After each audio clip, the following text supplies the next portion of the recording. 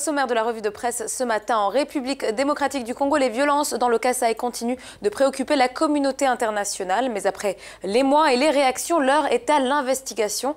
Prospérité consacre sa une à la constitution d'une commission d'enquête sur les exactions qui ont eu lieu dans cette région. Mercredi, le vice-premier ministre en charge de l'Intérieur et de la Sécurité, Emmanuel Ramazani Shadary, s'est entretenu avec 3 experts internationaux du Haut Commissariat des Nations Unies aux droits de l'homme, accompagnés de leurs collègues. Ces experts, explique le journal, sont venus également fournir une assistance technique à la RDC pour faire la lumière sur les violences commises dans cette région du centre du pays. À cette occasion, Ramazani Shadary leur a fourni tous les éléments nécessaires de la genèse à l'extinction définitive du mouvement terroriste opérant sous le label Kamouinan Sapu.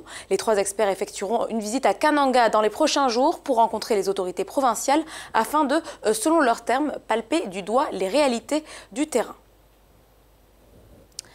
Au Libéria, cette fois-ci, c'est l'agression sur la personne d'un animateur radio du pays qui fait la une des médias. Henri Costa, un animateur de talk-show très connu au Libéria, a échappé de justesse, selon Front Page Africa, à la colère de commerçants dans la rue Mechelin, dans le centre de Monrovia, la capitale libérienne. Henri Costa a de suite estimé que ces agresseurs sont des membres de la coalition pour le changement démocratique, le CDC, parti du candidat à la présidentielle George Weah. Pourtant, nous explique le journal, si le CDC a condamné cette attaque, le parti a également souligné qu'il n'existe aucune preuve que ceux qui ont mené cette attaque sont réellement des membres du parti. Sam Mana, porte-parole de George Weah, a fait part de sa conviction selon laquelle il s'agirait de citoyens lésés qui exprimaient finalement leur désenchantement quant à la personne d'Henri Costa, l'animateur qui a raconté quant à lui qu'un groupe de personnes a menacé de brûler sa maison et sa voiture s'il continuait à tenir des propos négatifs à l'encontre du sénateur George Weah.